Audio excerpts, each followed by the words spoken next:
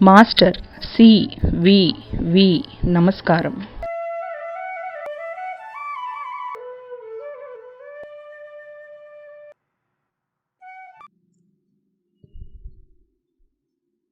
Master CVV.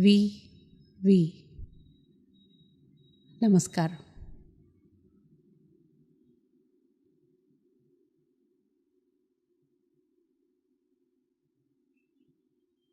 అందరికీ నమస్కారం.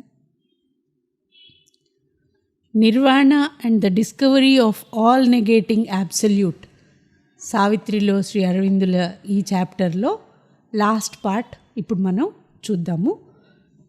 ఈ ఆల్ నెగేటింగ్ అబ్సల్యూట్ సావిత్రి దగ్గరికి ఒక తెలియని విపరీతమైన నిశ్శబ్దంలాగా, భయంలాగా ఒక రోజున ఆవిడ దగ్గరికి రావటము, వచ్చి I am the universe, I am Kali, the black, naked Maya.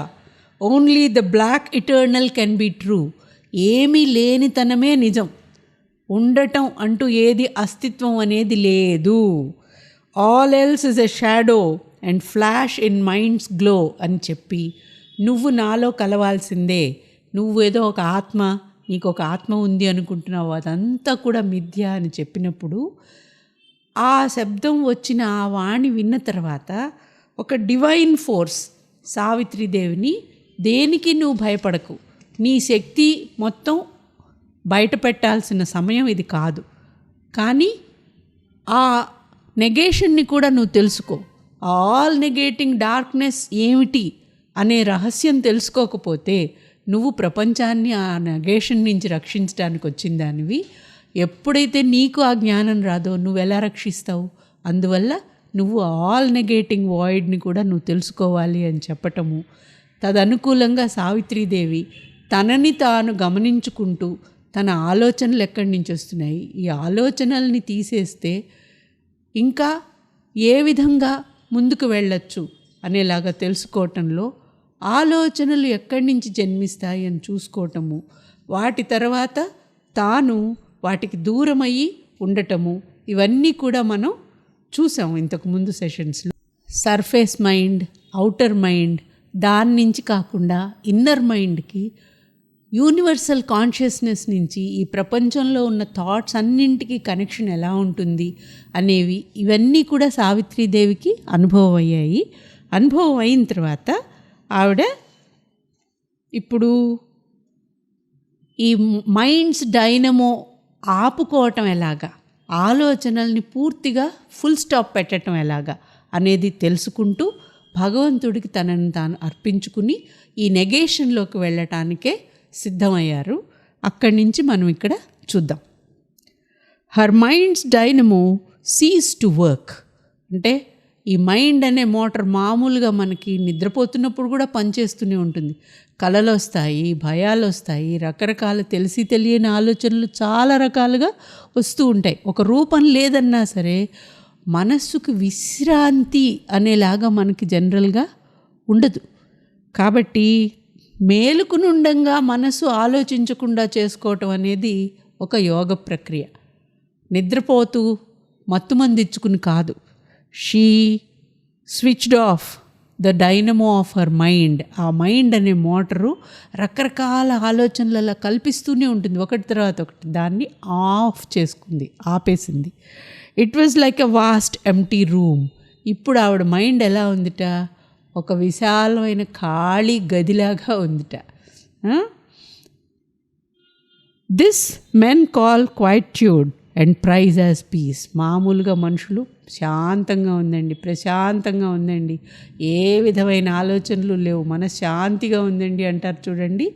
ఈ డైనమో ఆపుకోగలిగితే దాన్ని మామూలు మనుషులందరూ శాంతి అని అంటారు.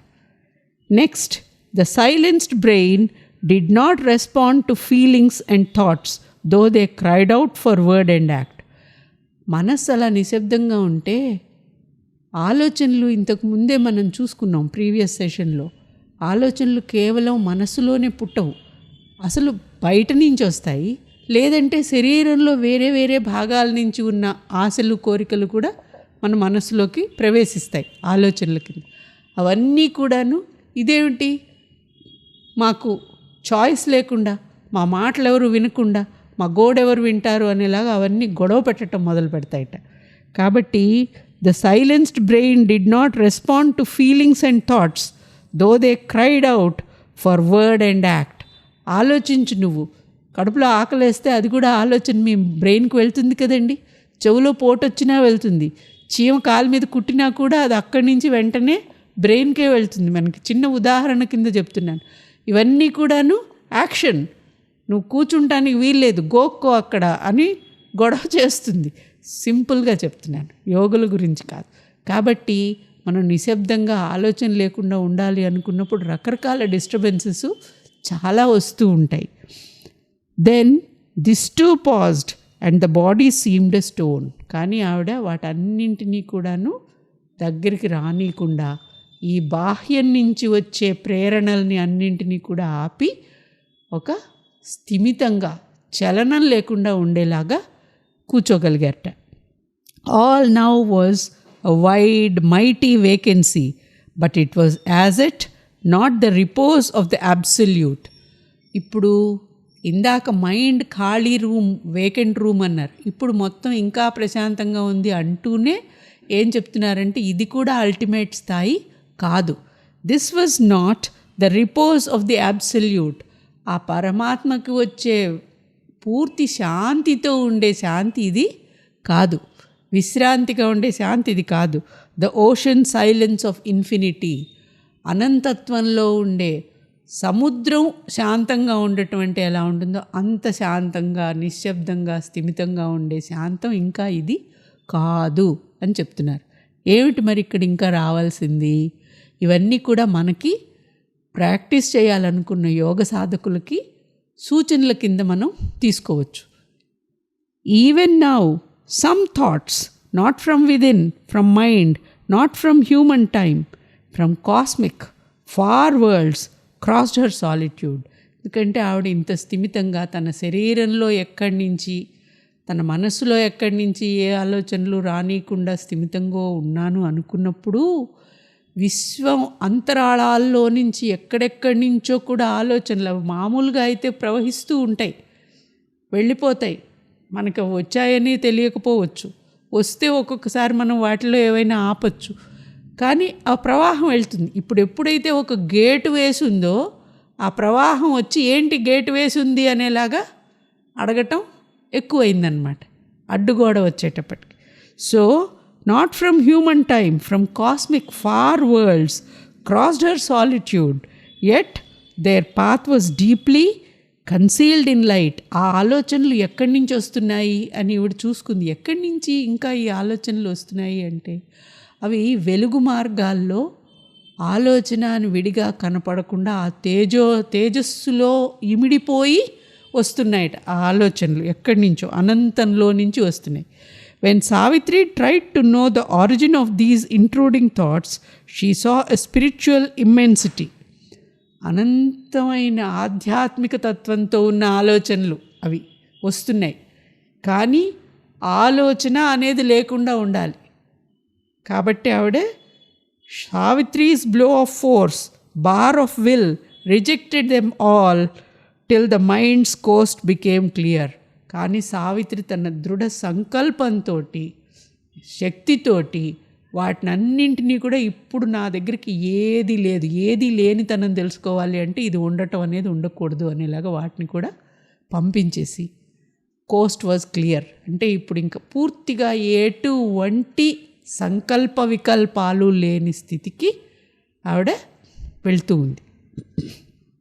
Then it was all still, immobile, self-wrapped, timeless, solitary, a silent spirit pervaded silent space.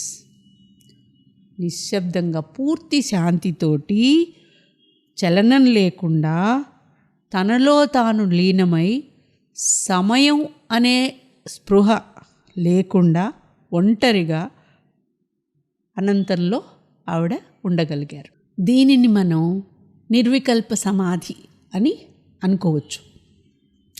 In this absolute stillness there was an all negating void supreme. This all-negating void claimed to cancel nature and deny the soul. ఈ నిశ్శబ్దంలో పూర్తి నాస్తికత, ఏదీ లేదు, ఏ ఆత్మ అనేది కూడా లేదు, వెలుగు అనేది కూడా లేదు, ఉన్నది అనేది ఏది లేదు అనే తత్వమే అక్కడ ఉన్నది. అది ఆల్ నెగేటింగ్ వాయిడ్, మొత్తం ఏమీ లేనితనం, void. Savitri spirit became a blank pure consciousness. No thought arose. All feelings seemed calm or dead. ఆలోచన అనేది లేదు, భావాలు అనేవి కూడా లేవు, నేను అనేది కూడా లేదు. ఏది లేనితనమే ఉన్నతనంలోకి సావిత్రి ప్రవేశించింది. No response to any outward touch, no reaction. బయట వాళ్ళు ఎవరైనా స్పృశించినా తనకి తెలియట్లేదు, తన శరీరానికి స్పందించి మాట్లాడడానికి లోపల నుంచి సంకల్పం అనేది కూడా ఏది లేదు. Yet her body saw, understood, spoke, did whatever needed to be done. The engine did the work for which it was made. బయట వాళ్ళకు మాత్రం ఆవిడ ఇటువంటి నిర్వికల్ప స్థితిలో ఉంది అనేది తెలియదు. ఎందుకంటే యాంత్రికంగా అలవాటు పడ్డట్టుగా చేసే పనులు తన సంకల్పం లేకుండానే జరిగిపోతూ ఉన్నాయి. Here Savitri seeing was identical with the scene. Savitri ఎలా చూస్తోంది అనుకుంటే, ఏమీ లేనితనంలో ఉన్నప్పుడు చూసేది చూడబడేది రెండు వేరు కావు. చూడబడేది సావిత్రే, చూసేది సావిత్రే. ఏమి చూస్తోంది? ఏమీ చూడట్లేదు. It saw the world go by impartially. ఏమి చూసింది అంటే, తన ప్రమేయం లేకుండా ఈ విశ్వం, ఈ ప్రపంచం మొత్తం తన కళ్ళ ముందు అలాగ ఒక సినిమా తెర మీద బొమ్మలు వెళ్తాయి. ఆ బొమ్మ నిజం కాదు. ఆ బొమ్మను ముట్టుకుంటే మీరు మనిషిని ముట్టుకోరు. అలాగా ఒక సినిమా బొమ్మలు తెర మీద వెళ్తున్నట్టుగా ఈ విశ్వం అంతా వెళ్తోంది. అందుకే ఆ డార్క్నెస్ ముందే చెప్పింది, నీ మనస్సు అనే తెర మీద కనపడే బొమ్మలు తప్ప ఆత్మ లేదు, ప్రపంచం లేదు, ఏదీ లేదు, అంతా మిథ్య, ఉన్నదల్లా నేనే. కాబట్టి నువ్వున్నావు, లోకాన్ని రక్షిస్తావు, నీకు ఆత్మ ఉంది, ఇవన్నీ మిథ్య అని చెప్పి కదా చెప్పింది. ఆల్ నెగేటింగ్ వాయిడ్, అది ఇప్పుడు చూస్తోంది ఈవిడ. మొత్తం అలాగ ఒక తెర మీదలాగా వెళ్తోంది. All seemed a brilliant shadow of itself, a cosmic film of scenes and images. అది ఒక విశ్వ నాటక రంగం తెర చూస్తోంది ఆవిడ. The walking men were like soulless puppets. Life, thoughts, hearts, quiverings seemed like Maya's make. Its life a dream seen by the sleeping void. మొత్తం కూడాను చీకటి తన కలలో చూస్తున్న ఒక కళ. మనుషులు, సృష్టి, జీవితము, మరణము, జననము ఇవన్నీ కూడాను ఆ స్లీపింగ్ నెసయన్స్లో, అంధకారంలో ఆమెకి వచ్చిన ఒక కళ మాత్రమే ఇది. మేలుకుంటే ఏది ఉండదు. మన కళలో ఎంత సుదీర్ఘంగా, నారదుని కళలో జీవితాలు, జన్మలు గడిచిపోయాయి, కుటుంబాలు వెళ్ళిపోయాయి, నారద సంసారం వెళ్ళిపోయిందంటారు. అలాగా ఈ కళలో నుంచి మెళుకు వస్తే ఏదీ లేదు, మొత్తం శూన్యం అనేలాగా అంతా ఆవిడ చూస్తోంది సావిత్రీదేవి. ఆ ఆల్ నెగేటింగ్ డార్క్నెస్ యొక్క డ్రీమ్ ఇది. స్లీప్లో వచ్చిన ఒక కళలాగా, ఏది వాస్తవం కాదు, ముట్టుకోవడానికి ఏది దొరకదు, చిక్కదు. Yet something was there behind the fading scene. Hid from mind and sight, the one only real shut itself from space, stood aloof from the idea of time. All else grew unsubstantial, self-annulled. Only this everlasting, seemed true. Seemed and was true. ఏదీ లేదు, మొత్తం చీకటిలో ఉన్న ఒక కళ. ఈ మనుషులు ఆ కళలో భాగమే. అంతా ఒక తెర మీద సినిమాలాగా, ఎవరూ వాస్తవం కాదు, అందరూ కూడా ఒక గోస్ట్ లాగా, ఫ్యాంటమ్స్ లాగా, తెర మీద బొమ్మల్లాగా అంతా అని అనిపిస్తూ ఉన్నప్పుడు వీటన్నింటి వెనక ఒక్కటి మాత్రం నిజం అనిపించింది సావిత్రికి. అదేమిటి అంటే hid from mind and sight. మనస్సుకి వెనక దాగి ఎక్కడుందో తెలియకుండా, మన దృష్టికి కూడా కనపడకుండా, the one only real shut itself from space.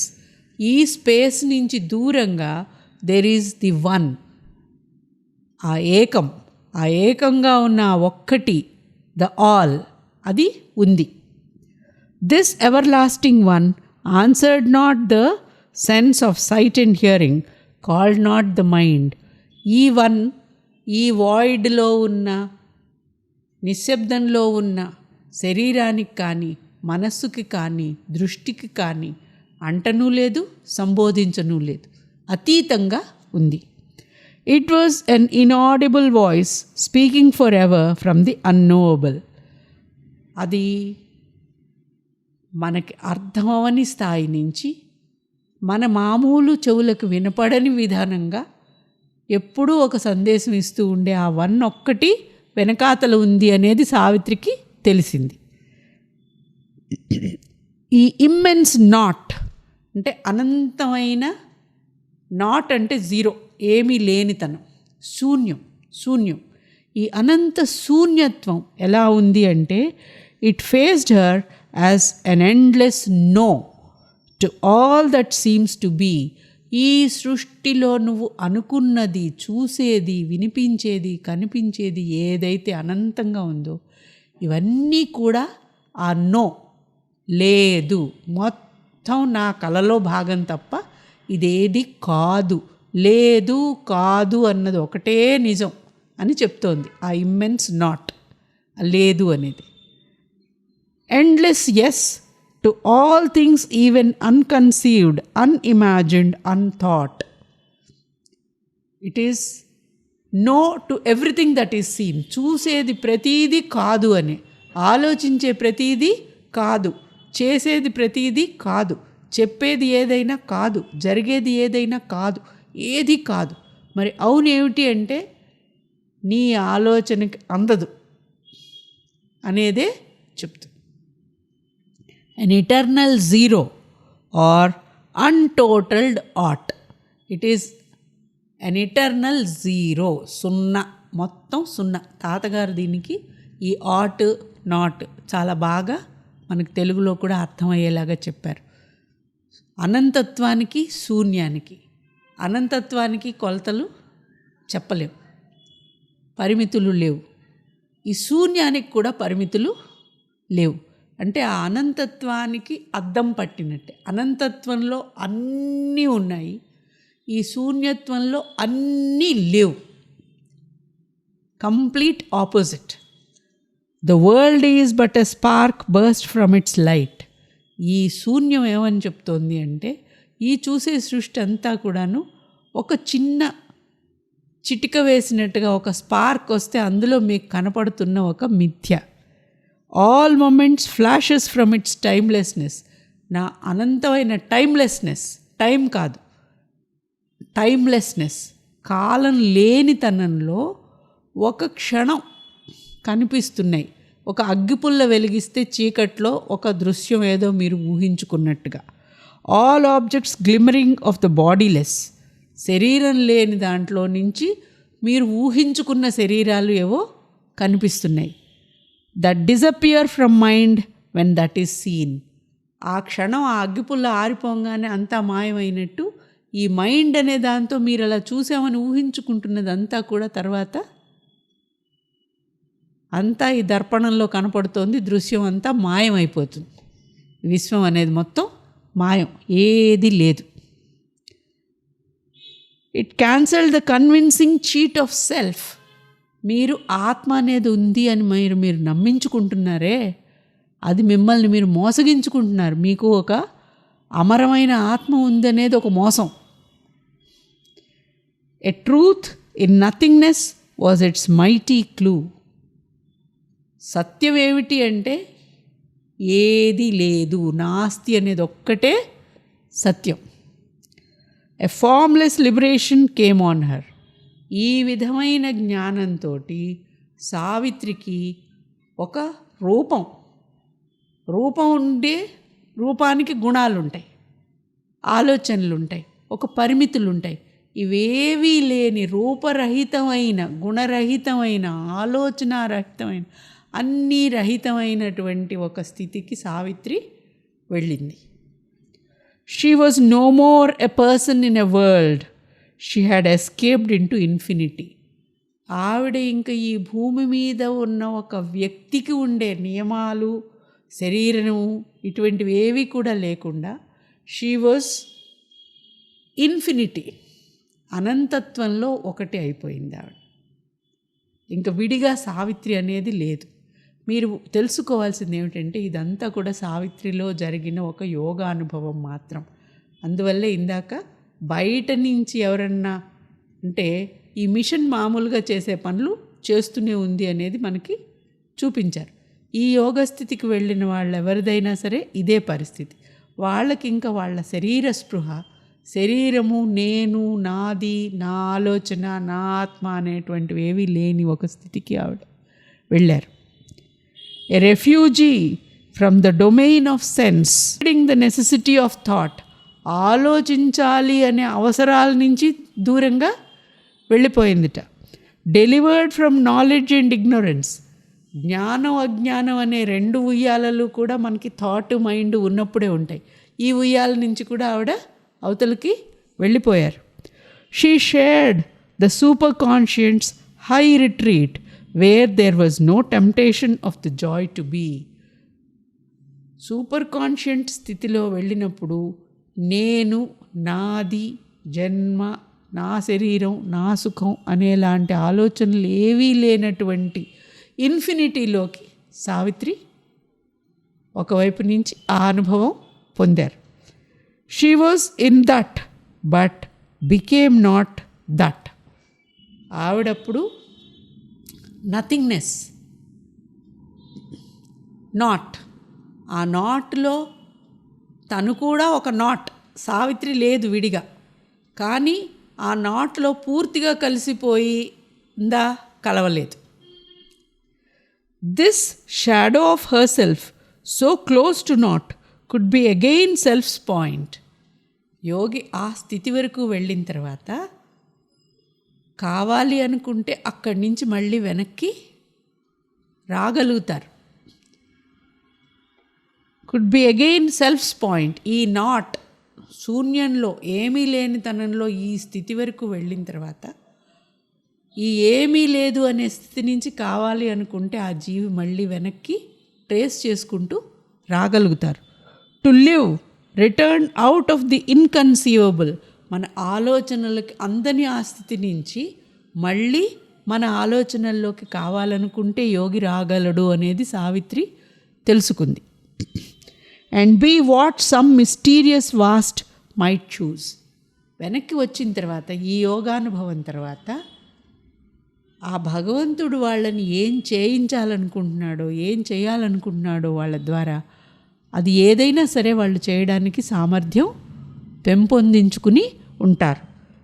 ఏమవగలరు? ఆ శూన్యంలో ఒకటి కింద ఉండిపోవచ్చు, చాయిస్ల్లో. They become the all. ఒకవైపు నుంచి శూన్యం అవ్వచ్చు, ఒకవైపు నుంచి విశ్వవ్యాప్తి కింద అవ్వచ్చు. ఆల్ అవ్వచ్చు, నాట్ అవ్వచ్చు. అలాగే ఎమర్జ్ యాజ్ అ రిడీమర్, ఈ లోకానికి జ్ఞానం చెప్పి ఉద్ధరించే ఒక ఉద్ధారకుడు కింద ఈ జ్ఞానంతో రావచ్చు. May learn that this seeming exit and closed end of all is but an eclipsing shell of a darkness sun. ఏ జ్ఞానం తెలుసుకోవచ్చు అంటే, ఈ లేనితనము ఉన్నతనము, ఆట్ నాట్, శూన్యము అపరిమితత్వం అనేవి రెండు. ఈ శూన్యం అనేది ఆ అపరిమితత్వం మీద వచ్చిన ఒక గ్రహణం వచ్చిందనుకోండి, గ్రహణం అప్పుడు సూర్యుడికి ఒక అడ్డు వస్తే అంతా చీకటి అన్నట్టే, ఈ అనంతత్వానికి ఉన్న ఒక గ్రహణం, ఈ గ్రహణం విడిపోతే మొత్తం మళ్ళీ వస్తుంది అనేలాంటి జ్ఞానం కూడా రావచ్చు. Wake into God's quietude beyond the cosmic day and night. ఆ భగవంతుని అనంతత్వంలో మేలుకుని ఈ జీవితానికి పై స్థాయిలోకి వెళ్ళవచ్చు. ఇవన్నీ కూడా సంభవాలు ఇటువంటి యోగానుభవం అయిన తర్వాత వాళ్ళకి. But now this was unreal and remote.